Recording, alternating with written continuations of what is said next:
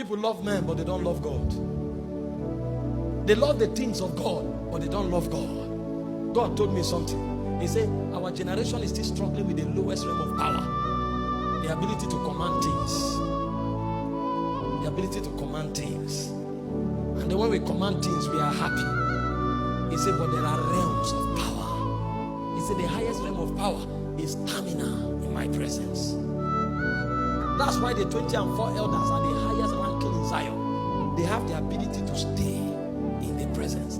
The Bible said the four beasts, day and night, forever and ever, forever and ever, they stand in the presence of God. What are they doing?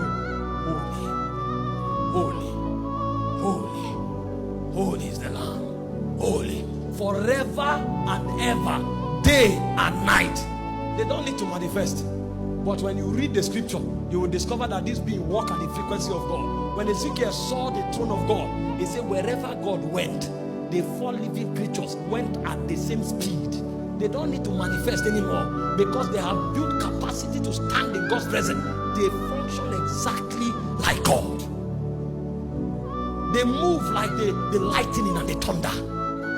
When God moves, they have moved. When the wheels move, they have moved. You can't see God and not see them.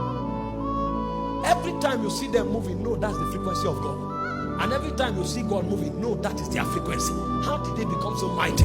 Those ones don't need to do any stunt. When they appear, their similitude is like that of Yahweh himself, because they have built power to stand in God's presence. The strongest of us is not the one that works the greatest miracle. It's the one that can stand in the presence. The man with unending hunger for the presence. The horn of that one is like the government of heaven. It's like the deer. When you want to see the power of a deer, you check his horns. When a deer grows into maturity, the horn splits into 7. That's the 7 government of heaven. It is reflective of authority, not just on earth, but in the spirit. A man can stand and is no longer commanding just demons. He's no longer commanding healing, but when he speaks, it resonates in Zion. The Bible said Joshua told the sun to stand upon the mountains of Ajalon and the moon upon the valley of Gibeon. He said the sun did not make haste to go down. And he said something that I cannot use any theology to explain. He said there have never been a day like that, and never will there be. He said in the day that God hearkened to the voice of a man. These are men that have power in the courts of heaven. The Bible spoke concerning Abraham. He said, will I do a thing without telling my servant Abraham? That's God talking. They perfected the judgment of Sodom and Gomorrah from the heights of heaven, and God came down with 2 angels to destroy Sodom and Gomorrah. Abraham had enough stature, and he said, far be it from you that the just God will destroy the righteous and the unrighteous. What if you find 50 men? Do you mean you can change on earth things that were concluded in heaven? If you live in heaven, yes you can. And God said, if I find 50 righteous men, I will not destroy the land. And he was going to say, if I found favor with you, what if you find 40 righteous men? So if Abraham had not stopped, Abraham would have changed something that the court of heaven have concluded. That's the level of power a man that stands in the presence commands. No wonder Elijah said, before God whom I stand, there shall be no rain nor dew. The power to stop heaven, it is for men that stands in the presence. Our generation don't know the presence. We know scriptures, we know messages, we know strategies and gimmicks, but we have no power. We have no power because there are no men that can stand in the presence.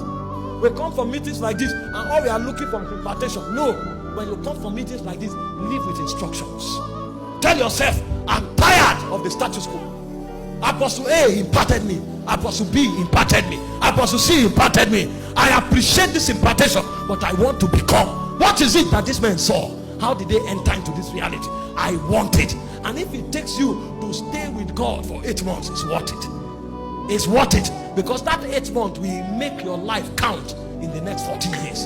If you don't wait, you will continue with mediocrity until when you are 90 years. It will look as if you are there, but you are not there. They looked at you, they say you are an apostle. They honored you, but when they came close, there was nothing. They say you are a revivalist. You look like it, but when they came close, there was nothing. They say you have healing mantle. When they came close, there was nothing. Because every time they confronted you one-on-one, there was no reality to show. Tell yourself, I refuse mediocrity. There is something I must step into. I know this reality is bigger than impartation. there is an instruction in the spirit that I must commit myself to for this thing to work out through me. I don't want try and error. I went for a meeting 1 month ago, something happened, and then nothing happened again until after 1 month. And every time you give testimony, 4 years ago, 5 years ago, I don't want anything ago. I want everything now, because his name is called I am that I am. Every time I want God to manifest. So what must I do? Is to tarry. Is to tarry. Is to tarry. That's true power. If you want to cause changes, this is the key. This is the key. It's bigger than doctrine. I tell you, it is bigger than doctrine. These are the secrets that changes things in the natural realm.